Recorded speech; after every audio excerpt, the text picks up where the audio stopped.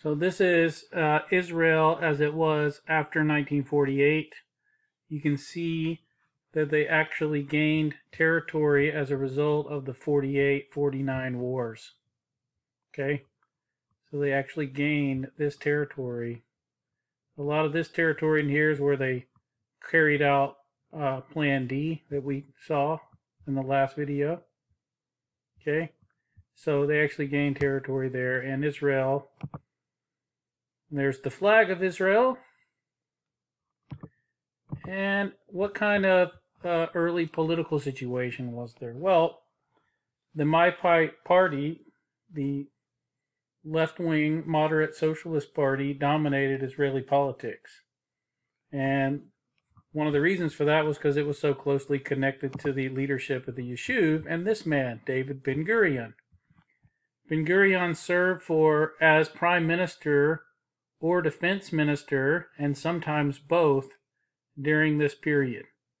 So a very long time in the first 15 years or so of Israel's history. Ben-Gurion, who had been a leader, the most significant leader in the Yishuv before, served in the upper leadership of the government. One of the things that Ben-Gurion early on realized he needed to do, and this was actually during the war in 1948, was bring the Irgun and the Lehi group under his control. Remember, the Irgun and the Lehi were separate from the Haganah. The Haganah was now reorganized as the Israeli Defense Forces. Okay? So the Haganah was organized as the IDF, the Israeli Defense Forces. That's still what the Israeli military is called today, the Israeli Defense Forces. Well, how did they do this? In June of 1948, this ship, the Al-Talant Lena, was a ship that was arriving outside the coast of what was now Israel to bring weapons to the Irgun. And Ben-Gurion ordered that these weapons be confiscated and the Irgun not be allowed to take them. Okay? The Irgun, which was still led by Menachem Begin, refused to do that. And so, the IDF shelled the ship, the Alta Lena, and it eventually sank. And a number of Irgun soldiers were actually killed. This event led to the Irgun basically giving up its independence and joining with the Israeli Defense Forces. But it took something that drastic. Menachem Begin and Ben-Gurion were not friends after that, but Menachem Begin did remain in Israel and actually will end up being prime minister one day.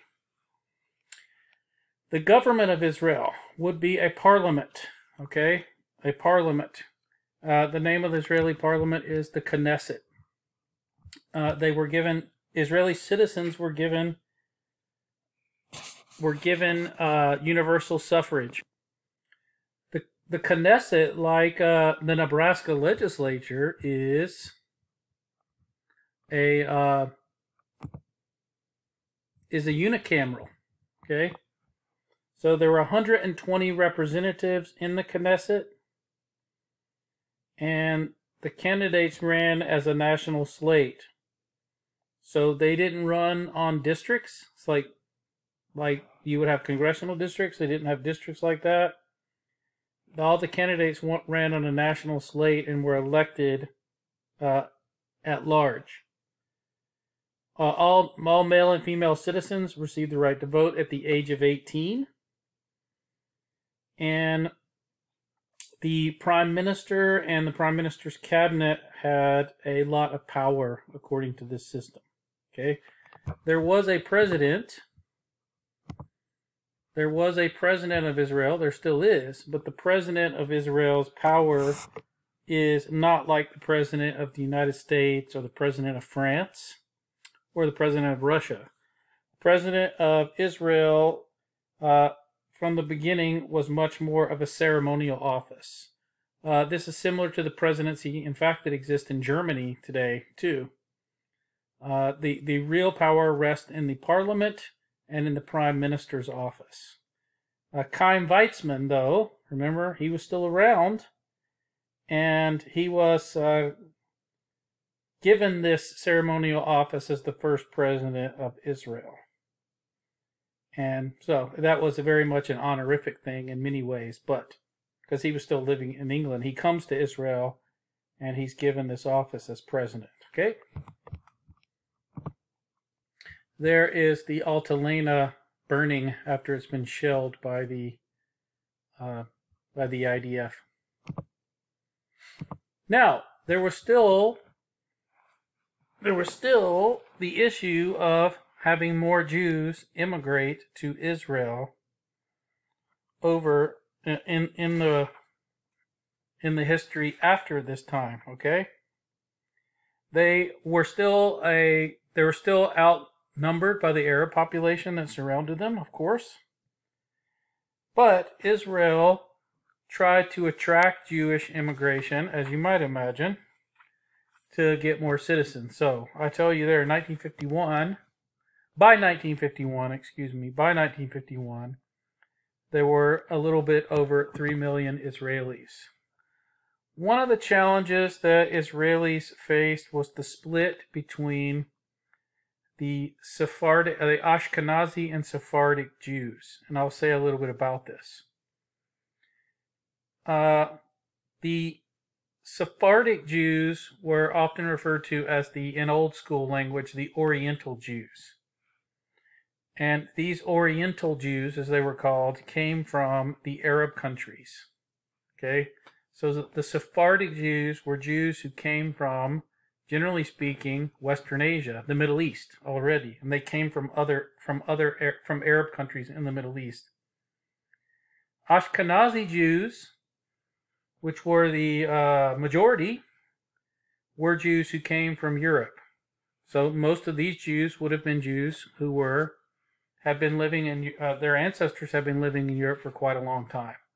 And most of these Ashkenazi Jews, as you should know, lived in Eastern Europe.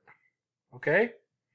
So, and most of the Jews who established the state of Israel and have been living there and working in the Jewish communities previous to the state of Israel were actually Ashkenazi Jews. Okay?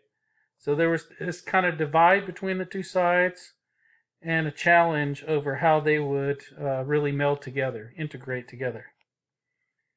But during this time, there were a lot of Sephardic Jews coming to Israel.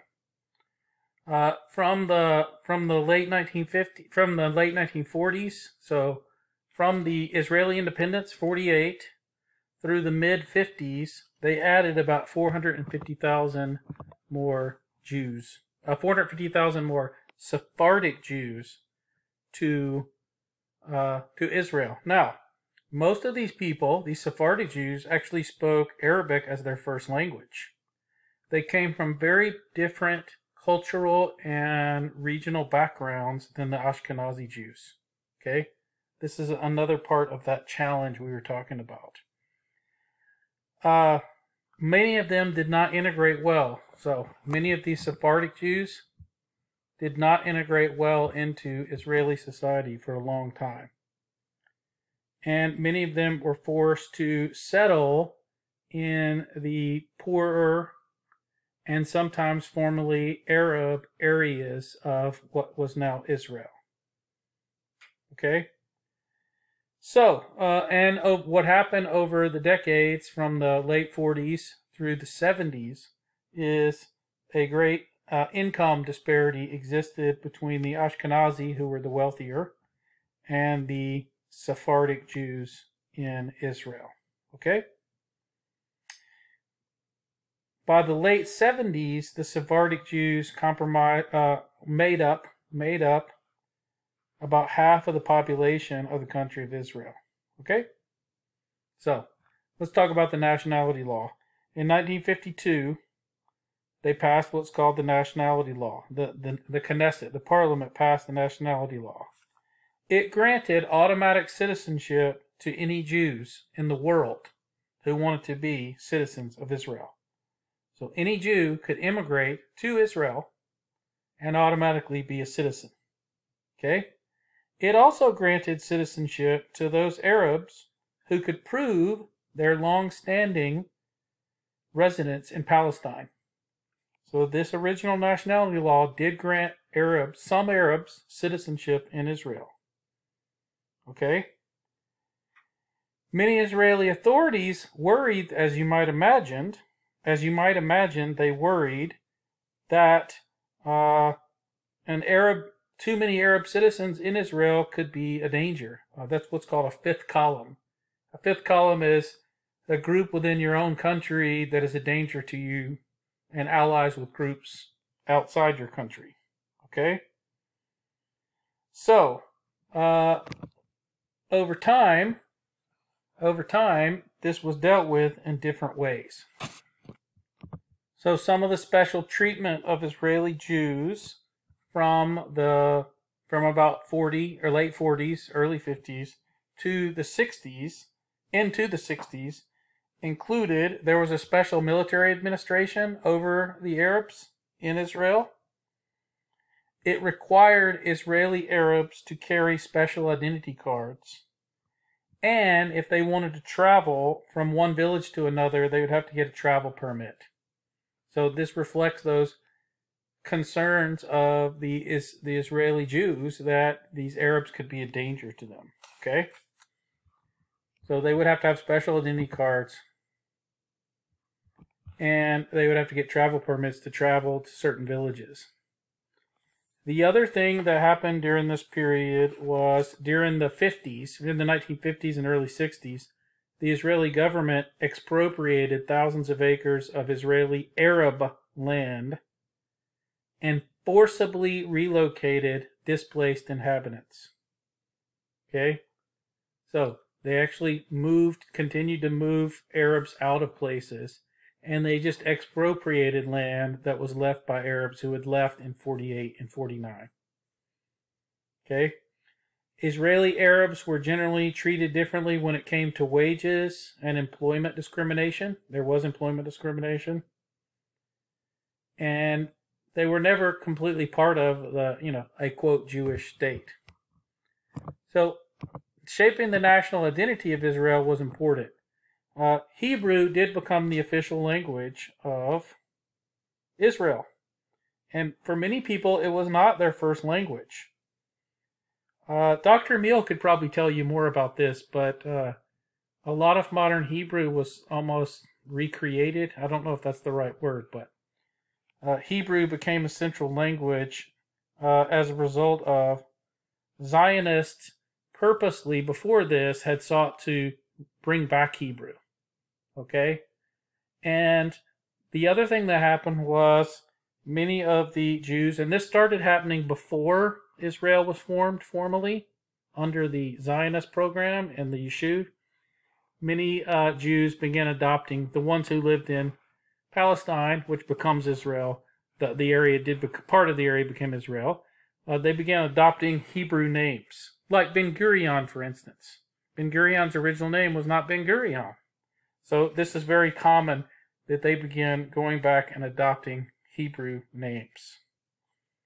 Now, under the law of return, the principle was made, and this had to do with any Jew being allowed to be an Israeli citizen. Remember, Zionism is Jewish state nationalism. Under the law of return, any Jew could come back and claim Israeli citizenship, right? But what's the problem there? How do you decide who a Jew is? Oh, didn't mean to do that. How do you decide who is Jewish and who is not? Okay? Which institution within the state should decide who a Jew is? Who is a Jew? How do you decide it? So all these questions came up about who a Jew was, who a Jew wasn't. And these are questions that would have to be answered either by religious authorities or by state authorities or by both. And generally they went for religious authorities to define these things. And I'll pick up right here in the next